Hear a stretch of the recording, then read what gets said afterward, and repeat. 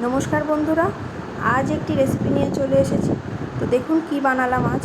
প্রথমেই সিদ্ধ চিকেন, কুচনো পেঁয়াজ, কাঁচা লঙ্কা, চিলি ফ্লেক্স আর একটু লেবুর রস, আর দিয়ে দিয়েছি আদা রসুন পেস্ট, সামান্য নুন, গোলমরিচ গুঁড়ো, অরিগ্যানো আর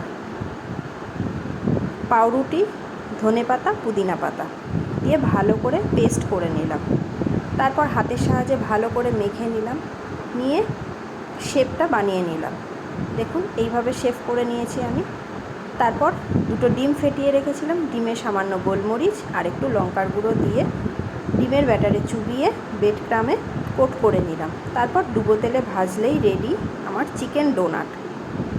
তো সবাই জানাবেন আমার এটা কেমন লাগলো রেসিপিটা। আর যদি রেসিপিটা ভালো লাগে তাহলে প্লিজ সবাই সাবস্ক্রাইব করবেন। Thank you.